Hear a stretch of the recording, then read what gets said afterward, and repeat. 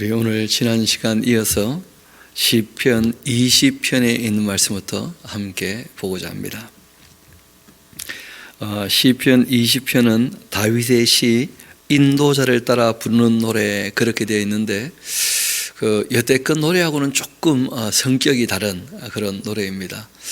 여태까지 노래들은 다 이 다윗이라는 인물이 하나님께 직접적으로 이제 고하거나 아뢰거나 또 찬양을 드리거나 하는 그런 내용들인데 시편 20편은 저는 당구는 뭐 잘 치지는 못합니다만은 쓰리 쿠션이라는 이런 말이 있어요. 다윗이 백성들에게 왕을 위하여 이렇게 노래를 불러달라 하고 부탁을 했고 그 백성들이 왕을 위하여 기도하는 그 기도문입니다. 전체적인 내용은 뭐냐면 출정가예요. 출정가. 그러니까 다윗이 이제 그 군사들 이끌고 다윗의 전쟁은 우리가 악을 도말하는 전쟁이다 그런 얘기하지 않습니까? 다윗이 이제 출정하게 될 때 그 백성들이 왕을 위하여서 하나님께 이제 이렇게 좀 아뢰면 좋겠다 하고 이렇게 나를 위해 기도해다오 했던 그 내용일 수가 있는 것이죠. 그래서 이 시편은 하나 메모하시면 좋겠습니다. 출정가 이렇게 하면 이 싸우러 나갈 때 부르는 노래라는 거예요.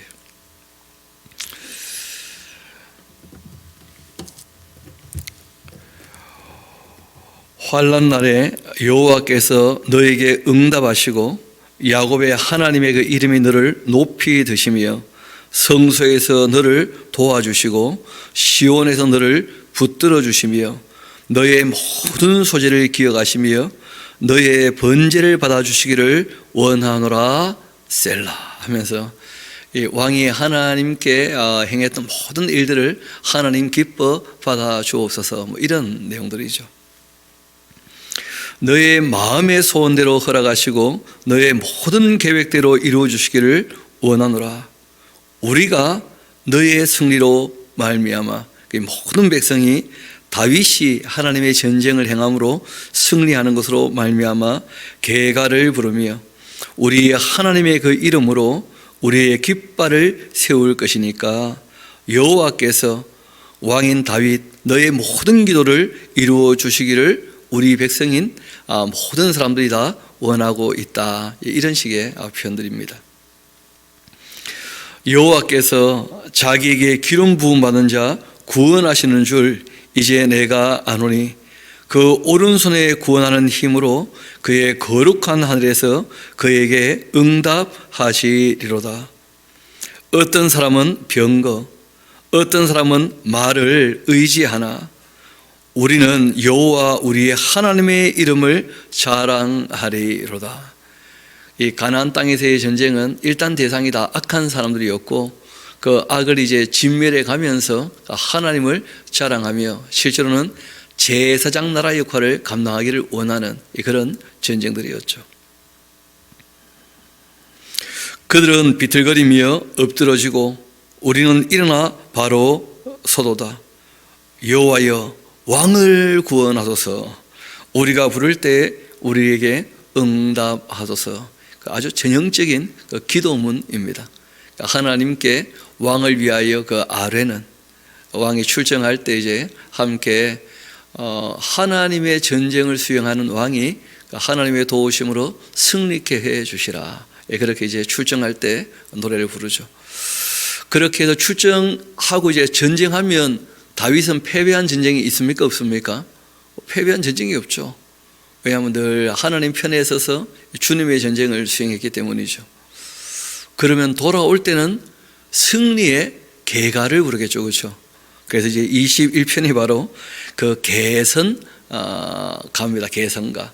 출정하고 승리하고 돌아올 때 개선 장군을 영접하듯이 그 왕을 영접하면서 하나님의 전쟁을 수행하고 돌아왔던 왕을 높이면서 실제로 그 왕의 주인 되시는 하나님께 감사하는 그런 내용들이에요. 그래서 20편, 21편은 딱 짝처럼 그렇게 우리가 보면 좋겠죠. 그래서 21편도 옆에다가 자그마한 부제 하나 적어 놓으시면 그 다음에 읽으실 때 좀 쉽게 읽을 수 있을 겁니다. 개선가 이렇게 적어 두시면 되겠죠.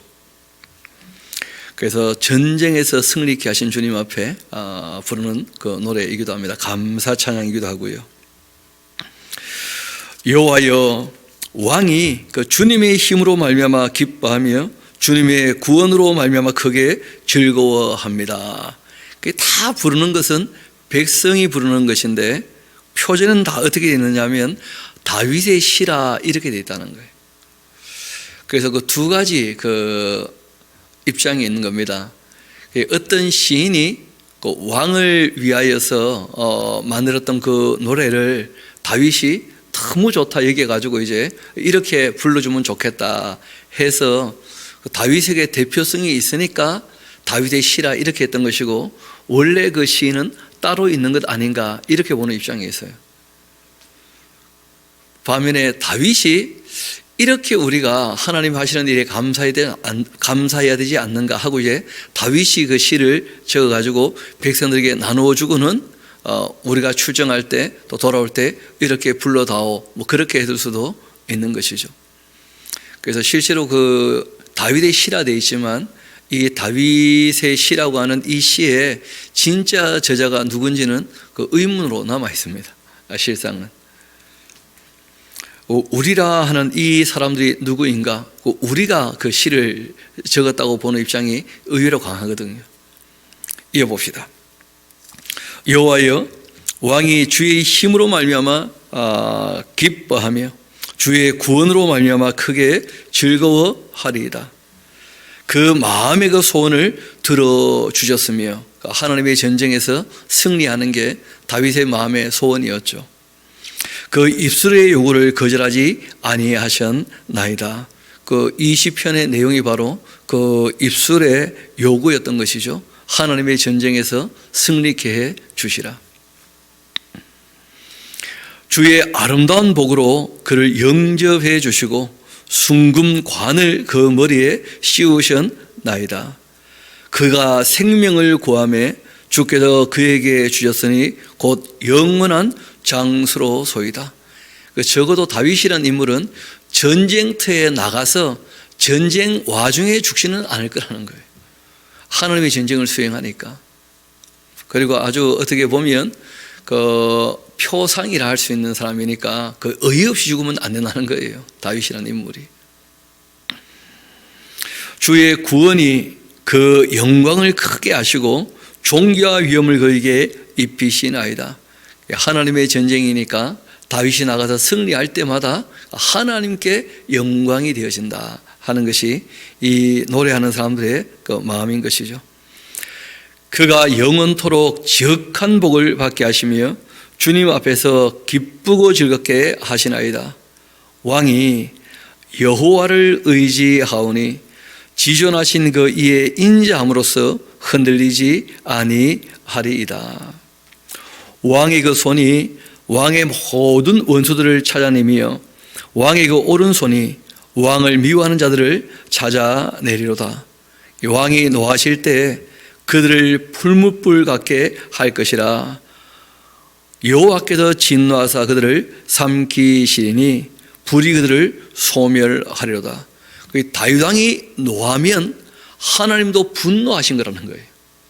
왜냐하면 다윗은 하나님 편에 서 있고 하나님의 전쟁을 수행하기 때문에 그러하다 하는 것이 백성들의 인식이기도 하고 또 성경이 우리에게 알려주는 내용이기도 하죠. 다윗은 하나님 편에 선 사람이기 때문에 다윗이 하나님 마음 같은 마음을 가지고 이 악한 세상을 향하여 그 악에 대하여 노를 바라면 하나님께서 똑같이 분노하시기 때문에 그 전쟁에서 승리케 하시는 것이고 이기고 돌아오게 하시는 것이다. 이런 것이 이제 백성들이 왕이 전쟁터에 나가서 돌아올 때마다 진짜 하나님의 전쟁을 수행한 것입니다 하고 이제 박수치며 환영하는 것이죠. 왕이 그들의 그 악한 자들의 후손을 땅에서 멸하며 그들의 그 자손을 사람 중에서 끊으리로다. 비록 또 그들이 왕을 해하려 하여 음모를 그르게 꾸몄으나 이루지 못하도다. 왕이 그들로 돌아서게 하며 그들의 그 얼굴을 향하여 활 시위를 당기리로다. 우리 13절은 같이 한번 읽어보도록 할까요? 시작. 여호와여, 주의 능력으로 높임을 받으소서. 우리가 주의 권능을 노래하고 찬송하게 하소서. 승리케 했던 하나님께 감사하며 또 다음 전쟁도 이런 승리를 기대합니다 하는 식으로 해서 이 시가 마치게 되어 있죠. 그래서 시편 20편과 21편은 평소 다윗의 시와는 조금 성격을 달리하는 그런 시라는 것을 우리가 알 수 있습니다. 이렇게 이 출정하고 개선에 대한 노래를 불렀는데 그 시편 22편은 전혀 다른 내용이에요. 고난에 대한 이 시이고 메시아 예언 시이기도 합니다. 다윗이 큰 어려움에 처하게 되었을 때 그때 그 하나님께서 다윗의 입을 통하여 계시로 이 예언하게 하신 내용들이 있어요. 그게 무엇이냐면 예수님의 고난입니다. 이 십자가의 고난, 이런 것들이 이 시에 그대로 다 드러나거든요. 그래서 그거 하나 메모하시면 좋은데 그 메시아 예언시 이렇게 좀 적어 놓으시면 좋을 겁니다. 그 메시아 예언시는 크게 두 가지가 있죠. 메시아에 대하여 영광을 돌리는 그 시편 2편의 아주 대표적인 시죠, 그렇죠? 여호와의 그 아들에게 입을 맞춰야 된다 하는 그런 시가 있는 반면에 메시아에 대한 이 고난을 담고 있는 시가 있어요. 그래서 예수님께서 초림하시고는 이 땅에서 고난받게 되시고 예수님께서 재림하시고 난 다음에는 정말 철장으로 만국을 통치하시게 되겠죠. 또 우리 교회는 그 예수님의 통치 아래에 있기는 하지만 우리 주님과 함께 왕노릇하는 것으로 그렇게 이 천년왕국 이전에 이미 다 부활과 그리고 휴거에 참여하게 될 것이니까 교회는. 그리고 이제 이 천년왕국에 예수님께서 철장으로 만국을 통치하시는 것이거든요. 그래서 메시아의 그 초림 때와 재림 때의 그 모습에 대하여 우리가 명확히 좀 구분해 볼 필요가 있는 것입니다. 그 메시아에 대해서 영광을 얘기할 때는 재림 이후의 그 영광을 얘기하는 것이고, 메시아의 고난을 얘기할 때는 우리의 죄와 허물을 위하여 대신 죽으신 그 고난에 대한 이야기를 하고 있는 것이죠. 그리고 이런 것이 그 이미 예언적으로 기록되어 있고 이것이 확인되었을 때 그것이 표적이 되는 거예요. 진짜 하나님이 하시는 일이시구나. 그리고 이제 그 일로 말미암은 결과들을 우리가 보고 있기 때문에 사실이면 다 증거가 있는 것이죠. 그래서 우리가 그 역사를 인정할 수 있는 확실한 근거와 증거들이 있다는 거예요. 그 중에 아주 대표적인 것이 교회가 세워진 것이죠. 또 사도가 너무 변했고 그들이 정말 그 예수님의 고난을 다 봤기 때문에 본인들도 예수님의 십자가 같은 십자가를 다 지기로 하고 순교의 길로 다 걸어갔던 그 역사를 우리가 다 확인할 수 있습니다. 우리 한번 시편 22편 같이 봅시다. 내 하나님이여, 내 하나님이여, 어찌 나를 버리셨나이까. 어디서 많이 들어봤던 말씀이죠. 엘리 엘리 라마 사박다니. 하나님 하나님 어찌하여 나를 버리십니까? 예수님께서 십자가에 달리셨을 때 하셨던 말씀이거든요. 고난 가운데에서 어찌 나를 멀리하여 돕지 아니하십니까? 내 신음소리를 듣지 아니하시나이까? 내 하나님, 내가 낮에도 부르짖고 밤에도 잠잠하지 아니하오나 응답하지 아니하시나이다. 실제로 예수님께서 그 밤이 맞도록 기도했다 하는 내용이 나오지 않습니까? 그 마지막 유월절 만찬을 하시고 감람산에 올라가셔서 밤이 맞도록, 실제로는 이제 그 새벽 한 3시 정도, 밤 12시에서 새벽 3시 정도, 그때까지 이제 이 잔을 좀 너에게서 떠나게 해주시라 그렇게 했는데 하나님께서 다 거절하셨죠. 그리고 이제 아버지께 버림받게 되는, 그런데 실제로 사람들을 위한 일이었던 것이죠. 이어봅시다. 이스라엘의 찬송 중에 거하시는 주여, 주님은 거룩하신 분이십니다. 우리 조상들이 주께 의뢰하고 또 의뢰하였으므로 그들을 건지셨나이다. 하나님께서 이스라엘 백성들이 기도할 때, 회개할 때 다 용서해 주셨는데 그들이 주께 부르짖어 구원을 얻고 주께 의뢰하여 수치를 당하지 아니하였나이다. 그런데 나는 그렇지 못하다 이런 얘기죠. 그렇죠? 나는 벌레요 사람이 아니라 사람의 비방거리 백성의 조롱거리가 되고 말았습니다. 나를 보는 자 다 나를 비웃고 입을 삐죽거리고 그 머리를 흔들면서 뭐라고 하느냐 하면 그가 여호와께 의탁하니 구원하실 걸 그를 기뻐하니 구원하실 걸 그렇게 하고 있습니다. 너가 하나님의 아들이라면 십자가에서 한번 내려와 봐라 하면서 그렇게 사람들이 자신을 조롱하는 거죠. 사람들이 회개할 때는 다 받아주시는데 예수님은 회개할 것도 없는 분 아닙니까? 그렇죠? 그런데 오히려 예수님의 그 기도는 하나님이 외면하셨다는 거예요. 왜냐하면 예수님께서 이미 결론을 말씀하셨죠. 내 뜻대로 마옵시고 아버지 뜻대로.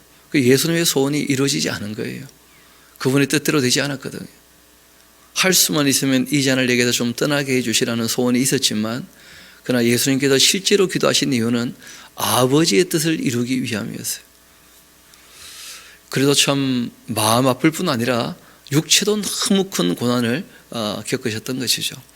그리고 실상은 하나님만이 겪는 고통 같은 고통인데 하나님 아버지와 그 아들 예수님은 원래 한 분 아닙니까? 삼위일체니까요.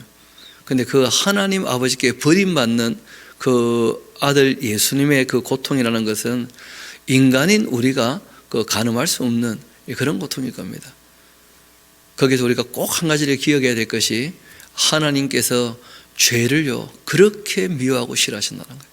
죄를 그 아들이 죽어야 이 사람들의 죄 문제가 해결될 정도로 그렇게 하나님께서 공의로서 죄를 대할 때 죄를 그렇게 미워하신다는 걸 꼭 기억하셔야 돼요. 우리가 정말 거듭난 사람이라고 한다면 그 죄의 문제를 가볍게 여길 수가 없는 것입니다. 지나간 때로 족하지 않겠는가. 다시는 더 죄 아래 살지 않도록 죄를 지으면 다시 죄의 종이 되고 마는 거예요. 이어봅시다. 오직 주께서 나를 모태에서 나오게 하시고 내 어머니의 젖을 먹을 때에 의지하게 하셨나이다. 내가 날 때부터 주께 맡긴 바 되었고 모태에서 나올 때부터 주는 나의 하나님이 되셨나이다. 나를 멀리하지 마옵소서. 환난이 가깝지만은 그러나 도울 자가 없나이다. 많은 황소가 아주 힘있고 권력 있는 자들이 예수님을 에워싸고 바산의 힘센 소들이 다 나를 둘러쌌다. 다윗에게 이런 일이 있지 않았었거든요. 나는 물같이 쏟아져 버렸고 내 모든 뼈는 어그러져 버렸으며 내 마음은 밀랍 같아 내 속에서 녹았으며 내 힘이 말라 질그릇 조각 같고 내 혀가 입천장에 붙은 나이다. 주께서 또 나를 죽음의 진토 속에 두셨나이다. 개들이 나를 에워쌌고 악한 무리가 나를 둘러 내 수족을 찔른 나이다. 내가 내 모든 뼈를 셀 수가 있나이다. 그들이 나를 주목해보고 내 겉옷 나누며 속옷을 제비 뽑나이다. 그 십자가 이야기죠. 여러분 이때 이제 이 뼈의 숫자를 다 헤아릴 수 있다 하는 말이 그 십자가 형틀에 대한 그런 표현이에요.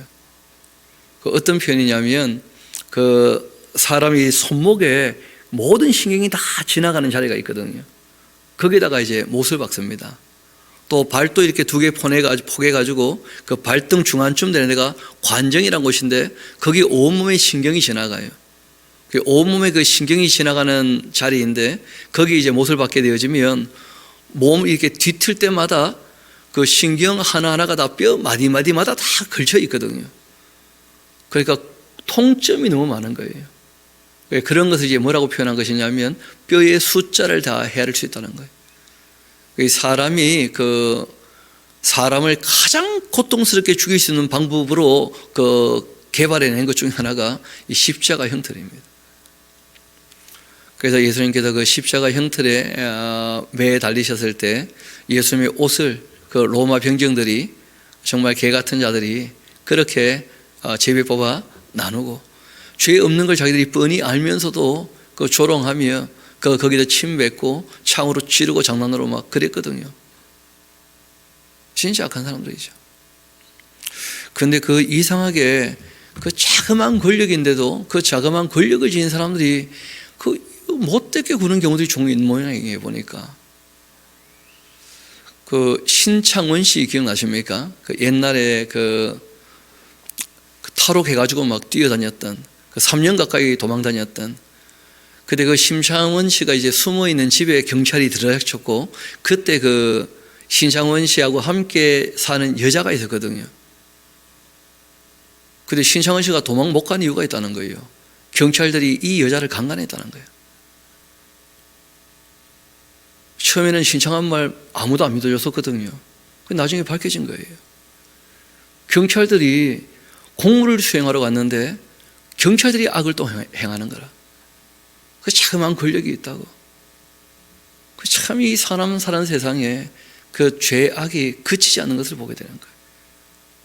공적인 권력을 갖고 있는데도 그런 사람이 악을 행하는 일들, 요즘에 또 그런 일들 나왔지 않습니까? 강원도에 여경이 그 근무하고 있는데 그 파출소에 있는 16명의 그 경찰들이 다 성희롱, 성폭행에 다 가담했다는 거예요. 참 그런 거 보면 해도 좀 너무한다 하는 마음이 들 정도로 로마 군인들, 우리가 아는 그 백부장이나 군인들 꽤 괜찮았던 사람들 아닙니까?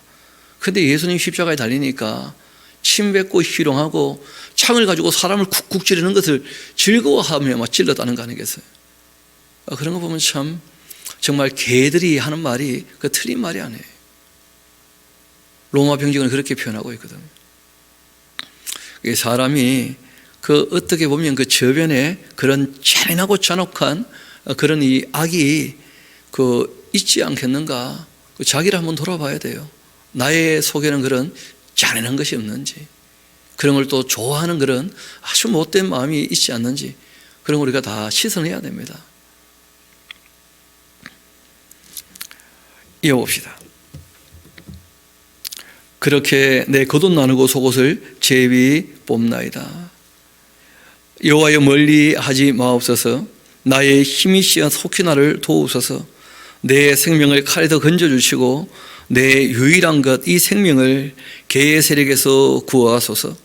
나를 사자의 입에서 구하소서. 주께서 내게 응답하시고 들소의 뿔에서 구원하셨나이다.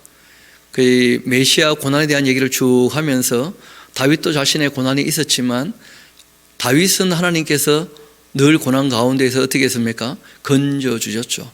실제로 예수님도 사흘 만에 부활하셨어요.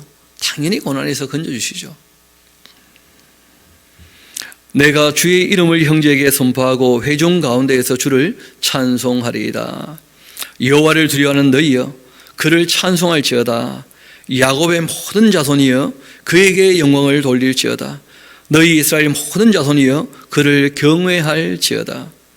그는 공고한 자의 공고를 멸시하거나 싫어하지도 아니하시며 그 얼굴을 그에게서 숨기지 아니하시고 그가 울부짖을 때에 들으셔도다.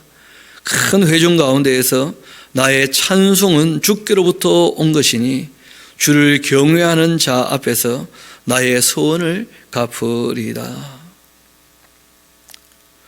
겸손한 자는 먹고 배부르게 될 것이고 여호와를 찾는 자 그를 찬송할 것이라. 너희 마음은 영원히 살지어다. 일생 가운데 이런저런 고난이 있을 수 있는데 영생을 바라본다면 참고 견뎌야 되는 것들도 얼마든지 있다는 것이죠.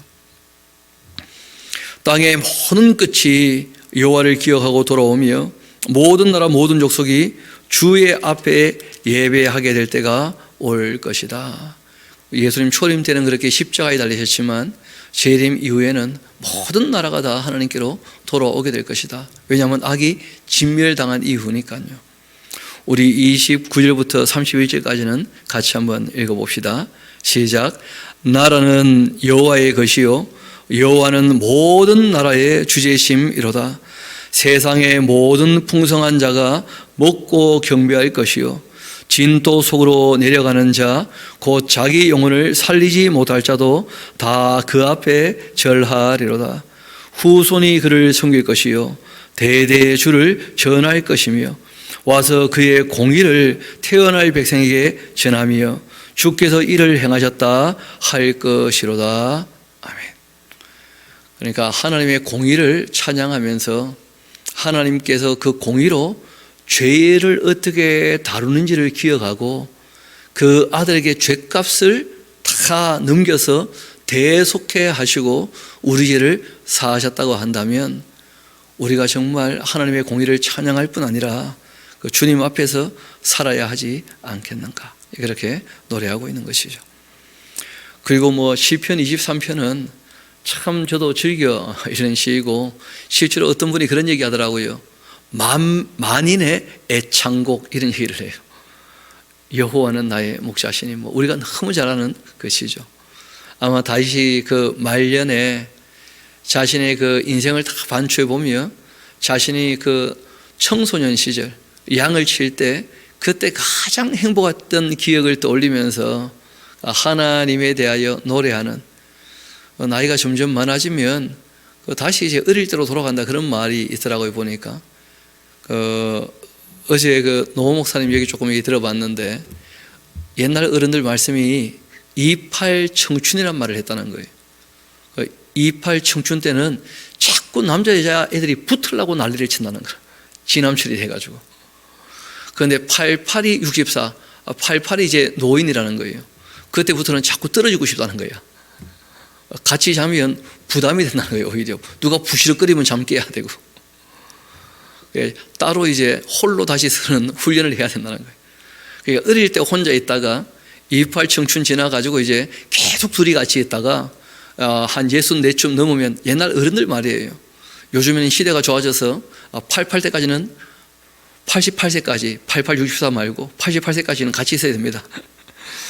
그런데 이제 옛날 어른들이 한 60 좀 넘으면 그러면 원욕이 좀 그치게 되고 또 홀로 설 그 준비를 좀 해야 된다, 그런 얘기들을 하셨다는 거예요. 정말 그런지도 모르죠. 다윗이 자신이 이제 나이가 많아지니까 다시 어릴 때 생각이 나는 거예요.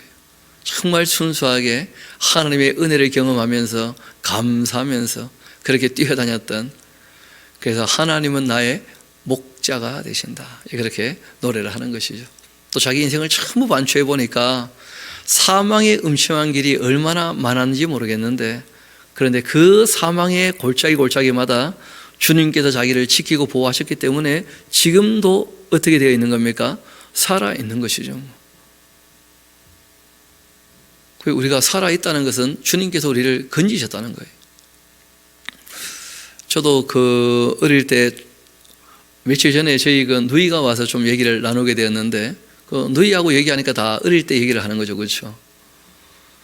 그 물에 빠져서 죽을 뻔 했는데 건져주셨던 이야기, 그 예전에 그 제가 대학 다닐 때 우리 누이가 그 아파트 8층에 사셨었는데, 그 누나가 집에 없고 저는 집에 들어가고 싶고, 그때 이제 어떤 아이디어가 떠올랐냐면, 집 문에 열쇠는 없지만 그때는 이 번호키가 아니었으니까요. 제가 대학 다닐 때니까 현관문 열려있지 않겠나, 그런 생각이 문득 든 거예요. 그 아파트 8층 베란다 창문에서 제가 현관 그 폴대를 잡으려고 폴짝 뛰었다는 거 아니에요. 그거 못 잡았으면 여러분 못 만나는 겁니다. 대학교 2학년 때 그렇게 겁이 없었다는 거예요. 그러니까 지금 생각하니까 아찔한 거예요. 지금 생각하니까 내가 미쳐도 단단히 미쳤지, 그 죽을 줄 모르고 까불었으니까. 그런데 그때는 뭐 이 말 그대로 다들 그런 얘기 하잖아요. 날아다녔다 그냥. 그 뭐 이 신체 능력이 뛰어나니까 뭐 다 될 것처럼 생각하니까 뭐 이 복도 베란다에서 현관 쪽으로 뛰었으니까 요거만 딱 붙잡으면 산다 싶어가지고 그리고 이제 다행히 현관문 열려 있어서 들어갔던 그런 일이 있고요. 또 한 번은 이제 형 오토바이를 빌려 타고 달리다가 하여튼 말도 안 되는 생각이 든 거예요. 만화를 너무 많이 봐서 그런데 오토바이를 타고 이렇게 기울면 벽을 막 타고 내려올 것 같아, 기분이. 그래가지고 그리고 이제 그런 것들 영화에도 종종 나오지 않습니까? 나도 하면 될 것 같더라고. 그런데 그렇게 올리다가 바로 그냥 꼬로 박아가지고 제가 소리를 들어서 주변 사람들이 죽었다 하더라고. 다행히 그때 헬멧을 쓰고 있어가지고 오토바이 쇼가는 완전히 나갔는데 손도 많이 찢어지고 그런데 그 헬멧 쓴 바람에 지금 살아남은 거예요. 또 돌이켜보니까 죽을 뻔했던 일이 많은데 다윗과 형편이 많이 다르더라고. 누구가 나를 죽이려고 했던 게 아니고 지 혼자 까불다가 죽을 뻔했어요. 남자들이 평균 이 연령이 낮은 이유가 까불다 죽는 사람이 많답니다. 나이 들면서 이제 더 이상 까불면 안 되겠다 싶어요. 다윗이 노래 부른 것을 이렇게 보게 되면 사망의 음침한 골짜기, 너무나 많은 사람이 자기를 죽이려고 했다는 거 아니겠습니까? 그렇죠? 근데 그러한 자리에 있을 때 정말 자고 깨면 하나님께서 함께 하신 게 믿어졌던 것처럼 주께서 함께 하시는 것을 늘 경험했다 고백을 하는데, 이 짤막한 시니까 우리 같이 한번 이 시를 이 아침에 함께 낭독해 보면 좋겠습니다. 같이 한번 읽어봅시다. 시작. 여호와는 나의 목자시니 내게 부족함이 없으리로다. 그가 나를 푸른 풀밭에 누이시며 쉴 만한 물가로 인도하시는도다. 내 영혼을 소생시키시고 자기 이름을 위하여 의의 길로 인도하시는도다. 내가 사망의 음침한 골짜기로 다닐지라도 해를 두려워하지 않을 것은 주께서 나와 함께 하심이라. 주의 지팡이와 막대기가 나를 안위하시나이다. 주께서 내 원수의 목전에서 내게 상을 차려주시고 기름을 내 머리에 부으셨으니 내 잔이 넘치나이다. 내 평생의 선하심과 인자심이 반드시 나를 따르리니 내가 여호와의 집에 영원히 살리로다. 아멘. 자기가 양을 쳐보니까 양이 다 지 멋대로 가려고 하지만 이 목자가 지팡이하고 막대기 가지고 이렇게 바른 길 가라고 두드려 줘가지고 그 바른 길 갔다는 거 아니겠어요? 그 지팡이라고 하는 것은 이렇게 끝이 꼬부라져 가지고 양이나 이런 것들이 이제 어디 떨어지거나 하면 그 지팡이 그 고리를 가지고 이렇게 걸어 가지고 끌어올리고 그렇게 하는 지팡이가 있고, 그 막대기는 두드려 패는 거예요. 그러니까 이 짐승이 오거나 이렇게 하면 이제 막대기 가지고 또 싸우기도 하고, 그 지팡이와 막대기 그렇게 되어져 있죠. 그리고 이 목자라는 말이 그 우리 말에는 잘 안 드러나는 그 표현인데 원어에 로이라는 말을 써요. 로이. 여호와 로이. 여호와는 나의 목자다 그런 뜻인데, 그 로이라는 말의 그 의미 중에 하나는 친구라는 의미가 있어요. 그러니까 정말 좋은 목자는 양의 뭐라는 거예요? 친구라는 거예요. 친구. 그래서 나중에 우리 요한복음을 보면 예수님께서 나는 선한 목자라 그렇게 하시고, 또 나는 너희의 뭐라 그러십니까? 친구다 이렇게 얘기를 하셨어요. 친구가 자기 친구를 위하여 목숨을 버린 것보다 더 큰 사랑은 없다 하시면서 자신을 목자라고 얘기하시고 친구라고 또 얘기하시고, 실제로 하나님께서 정말 친구처럼 그렇게 늘 곁에 계셨다. 이게 다윗의 고백인 것이죠. 시편 그 24편은 다윗이 잘 아시는 것처럼 통일 왕국을 세우게 되었을 때 제일 먼저 머리가 돌아간 것이 법궤를 모셔 오려고 했던 것이죠. 그렇죠? 근데 처음에는 어떻게 모시는지를 몰라가지고 그 우사가 죽어서 베레스 우사라 하면서 그 오벳에돔의 집에 놔뒀다가 다시 이제 3개월 지나고 그 법궤를 다시 모셔 올리게 되었는데, 그 법궤를 모셔 올릴 때, 그리고 또 이 예루살렘에 새로 성막을 만들어 놨던 그 성막에 이 법궤를 안치할 때 너무 기쁘고 즐거웠다는 거예요. 그래서 하나님 모시게 된 것, 왜냐하면 그 법궤라고 하는 것에 안에 뭐가 있습니까? 십계명 돌판에 있고, 그 돌판에 뭐가 새겨져 있죠?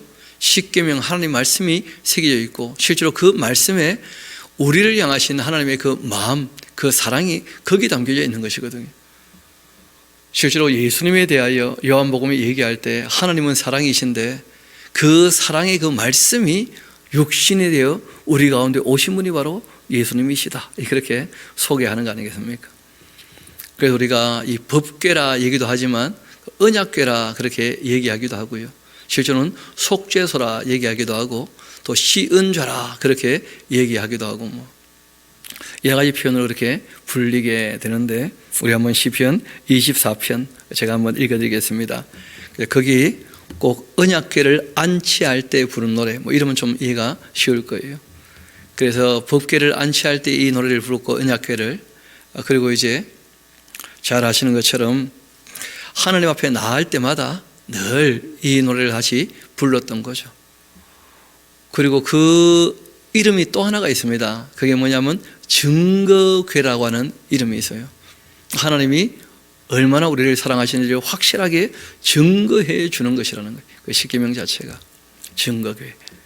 그래서 증거궤, 언약궤, 법궤, 시은좌, 속죄소, 뭐 이런 이름으로 불리는 것이고, 그 법궤 앞에 나아가는 것을 뭐라고 얘기했느냐면 여호와 앞에 섰다, 그렇게 이제 표현한 것이죠. 땅과 거기에 충만한 것과 세계와 그 가운데 사는 자들은 다 여호와의 것이다. 여러분, 이것이 우리의 세계관이고 우리 신앙의 가장 기초입니다. 하나님이 창조주이시기 때문에 모든 것이 다 누구 것이라는 거예요? 여호와의 것이다. 이렇게 이야기를 시작합니다. 우리 세계관의 기초가 되는, 신앙의 기초가 되는 그 말씀이죠. 굉장히 중요한 선포입니다. 땅과 거기에 충만한 것과 세계와 그 가운데 사는 자들은 다 여호와의 것이다. 온 우주 만물을 하나님이 창조하셨다. 이게 우리가 세계를 보는 관점이죠. 우연히 그냥 생겼다 이렇게 보지 않습니다. 하나님께서 천지 만물을 창조하셨다.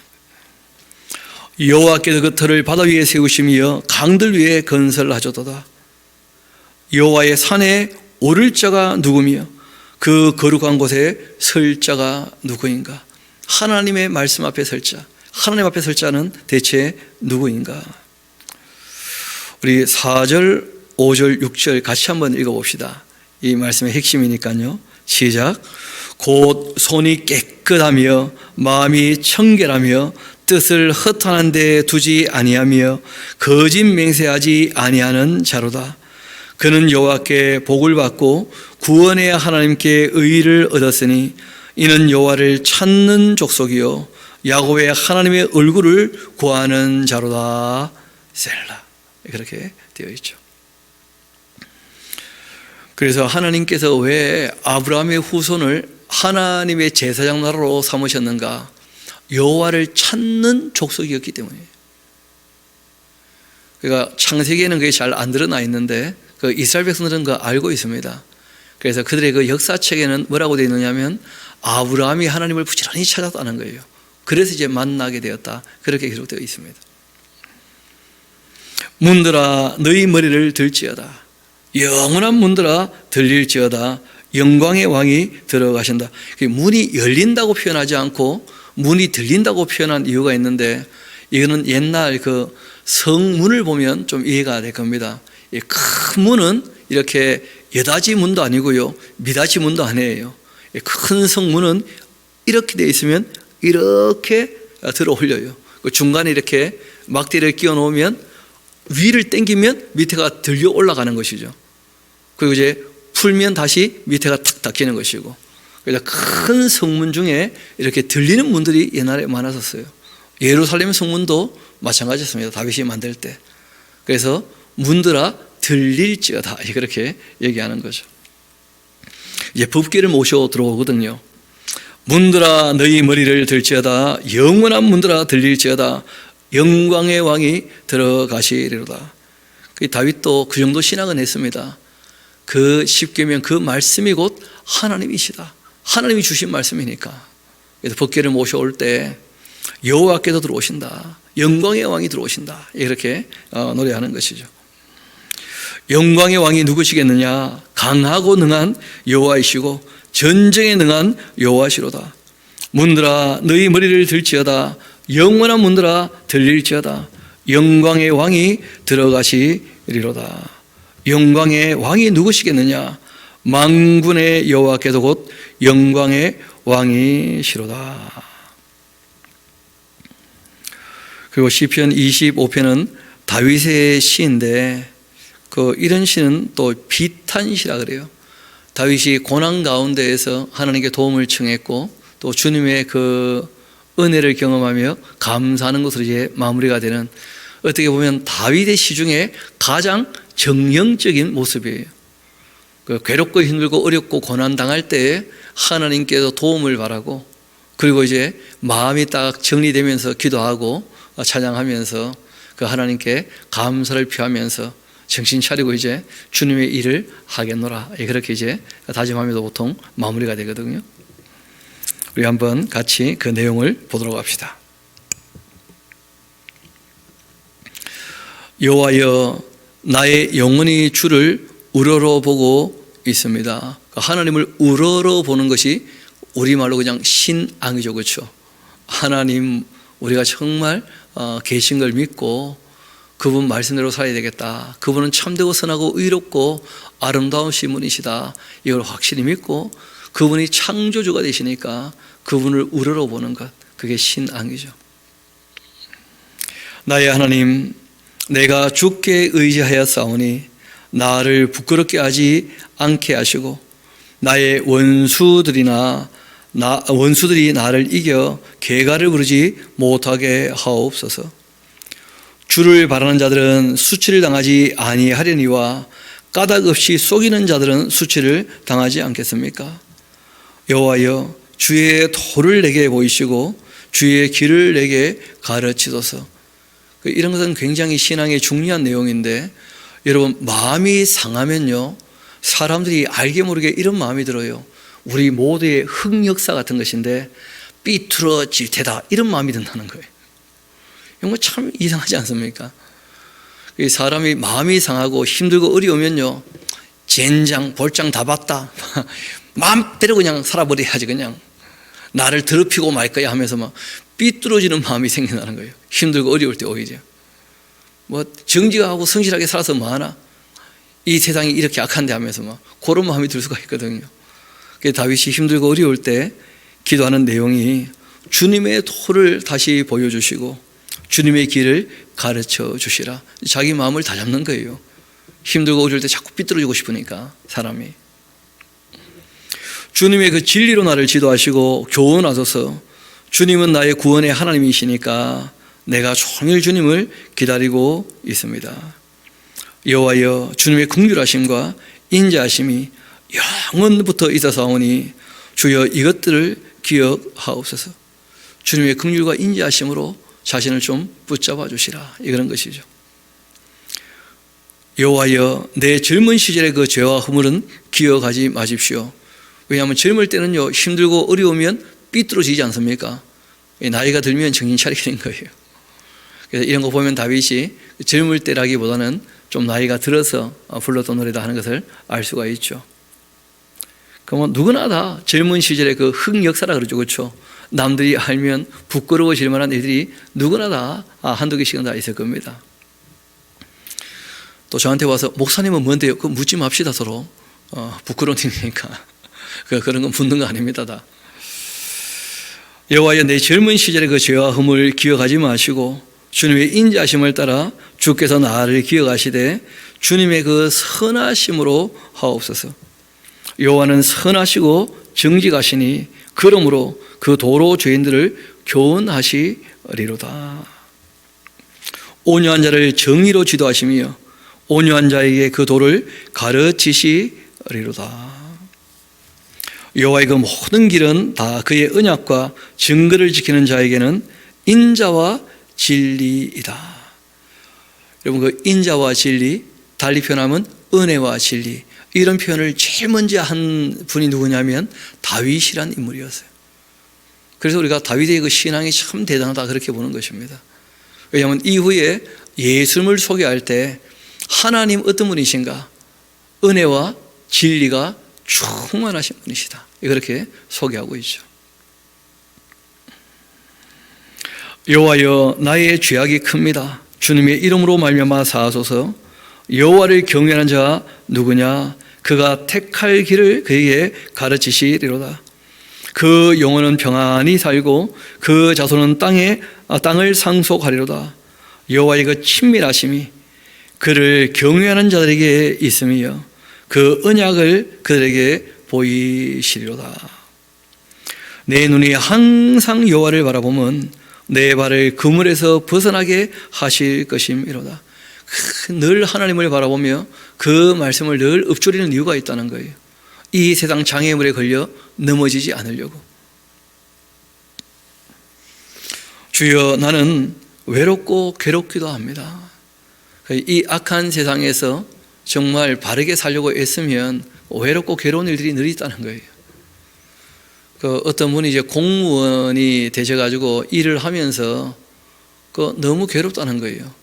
왜냐하면 공무원 세계에 대단한 일은 아닌데 아주 작은 일이지만 불의가 너무 많다는 거예요. 밖에 나가서 이제 업무를 보게 되는데 그러면 이제 가까운 길이면 금방 갔다 와도 되는데 꼭 업무 추진비 받아가서 나가고 또 그렇게 해야 한다는 거예요, 사람들이. 그래서 그건 좀 너무하지 않냐 이런 얘기하면 왕따 당하고 니만 착한 척 하지 마라 하면서 오히려 그렇게 이제 사람들이 얘기를 하고, 출장을 가면 출장 같으면 출장비 받아야 될 텐데 아니 5분 거리인데 그 출장비 좀 받아야 됩니까? 어떻습니까?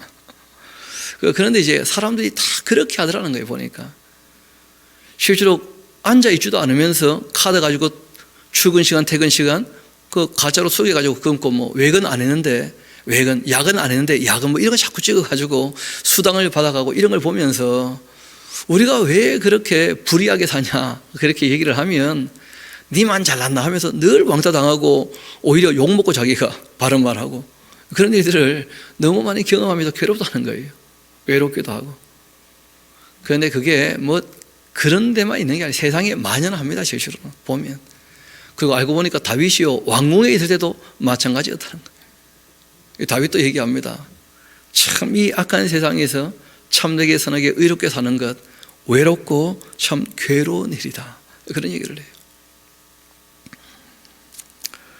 그러니까 하나님 좀 나를 붙잡아 주시고 은혜를 베풀어 주시라. 그런 것이죠. 내 마음에 근심이 참 많습니다. 나를 고난에서 좀 끌어내소서. 나의 그 권고와 환난을 보시고 내 모든 죄를 사하소서. 내 원수를 보소서. 그들의 수가 많고 나를 심히 미워하고 있습니다. 다윗도 참 너무 솔직한 것이 때로는 자기도 함께 그렇게 좀 했다는 거예요. 하다가 이러면 안 되지, 내가 정신 차려야지. 그러니까 참 선하게 의롭게 참되게 살려고 힘쓰고 애쓰다가 왕따 당하면 또 그들과 함께 그냥 어울러 버릴까 하고 어우러졌다가 이런 죄를 지으면 또 안 되지 하고 또 나왔다가 다윗도 인생 복잡해요 보면. 근데 다윗만 그러겠습니까? 그래서 성경이 우리에게 그런 말씀하십니다. 결국 우리의 모든 삶에 대하여 하나님께서 다 두루 살피 알고 계실 뿐 아니라 우리가 다 스스로 직접 다 알게 될 때가 온다는 거예요, 하나님 앞에.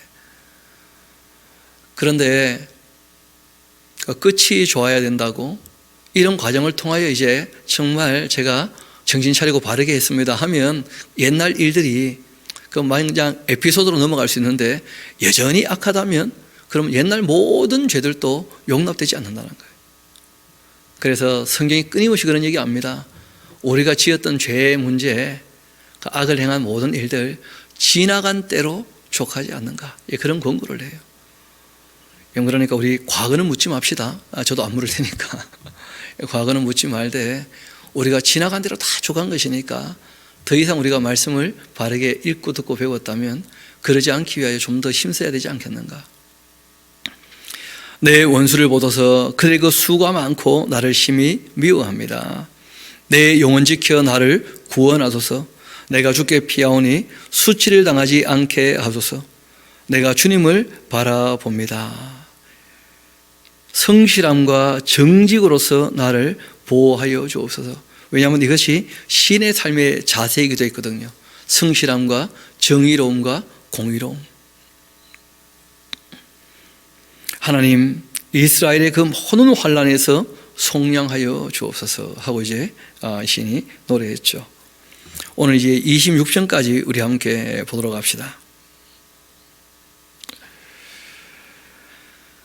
이것도 이제 다윗이 쉬고 그 25편과 내용이 그 대동소이한 말 그대로 비탄시예요, 비탄시.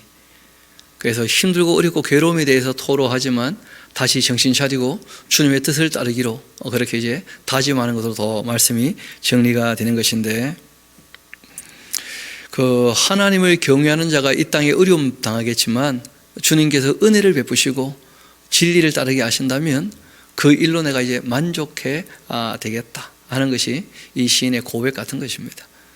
또 알고 보면 우리 신앙의 그 여정도 마찬가지죠. 이 세상에서 늘 악하기 때문에 우리가 지성과 이성이 있지만 감정도 있으니까 누가 아프게 하면 진짜 아프거든요. 괴롭고 힘들고 어렵고 하면 누구나 다 그 벗어나고 싶어 해요. 뻔히 그러면 안 된다는 거 알면서도 잠깐 여기서 벗어나면 괜찮아지겠지 뭐 그런 마음이 들 때가 있거든요, 감정적으로.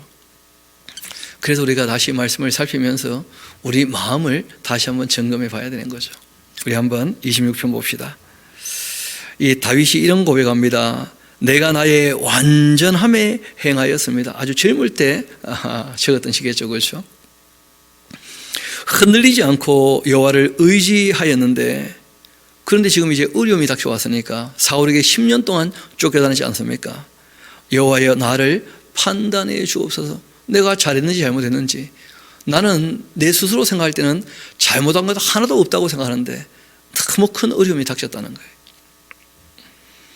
여호와여 나를 살피시고 시험해 보시고 내 뜻과 내 양심을 단련하소서.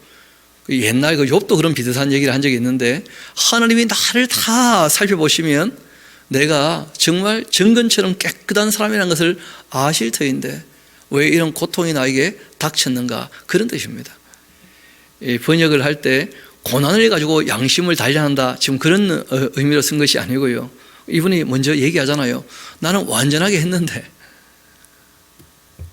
하나님께서 내 양심을 이렇게 확인해 보시면 내가 진짜 양심에 끓기지 않게 살았다는 거 다 아실 텐데 왜 이런 고난이 나에게 닥쳤는가, 뭐 그런 거예요. 주의 인자심이 내 눈앞에 있습니다. 내가 주님의 진리 중에 행하고 허망한 자들과 같이 앉지도 아니했는데 간사한 자와 동행하지도 아니할 겁니다. 내가 행악자의 집회를 미워합니다. 악한 자와 같이 앉지도 아니할 것입니다. 여호와여 내가 무죄합니다. 손 씻고 주의 그 제단에 두루 다니며 감사의 소리를 들려주고 주의 기이한 모든 일을 말하겠습니다. 여호와여 내가 주께서 계신 집과 주의 영광이 머무는 곳을 사랑합니다. 주께서 계신 집 하는 것이 바로 그 법궤가 안치되어 있는 그 성막이 있는 예루살렘을 얘기하는 것이죠. 내 영혼을 죄인과 함께 내 생명을 살인자와 함께 거두지 마소서. 이분이 죄인 취급당하는 것처럼 지금 어려움을 경험하고 있는 거예요. 살인자처럼 역임을 받고 있는 것이죠. 사울이 다윗을 죽일 때 그 명분이 뭐겠습니까? 반역자 아니에요, 반역자. 또는 살인자, 뭐 그런 것이거든요. 갖다 붙이면 다 말이 되는 것이니까, 이 권력의 세계는. 우리 10절부터 12절까지 같이 한번 읽어봅시다. 시작. 그들의 손에 사악함이 있고 그들의 오른손에 뇌물이 가득하오나 나는 나의 완전함에 행하오리니 나를 속량하시고 내게 은혜를 베푸소서. 내 발이 평탄한 데에 섰사오니 무리 가운데에서 여호와를 송축하리라. 아멘 하면서 그 다윗이라는 그 인물이 사악한 사람들, 뇌물을 가지고 이제 권력을 잡는 사람들, 그들 가운데에서 너무 큰 어려움을 당했다는 것이죠. 그렇지만 하나님을 바라보면서 완전한 곳에 내가 서기 위하여 더 자신을 다듬어 갈 테니까 주님께서 그 어려운 가운데서 나를 속량 건져 주시라. 예, 그렇게 아뢰고 있는 내용입니다. 그리고 무엇보다 그렇게 주님께서 참된 평안을 허락하신다면 그 하나님을 내가 늘 송축하겠습니다. 예, 그렇게 아뢰고 있죠. 기도하시겠습니다.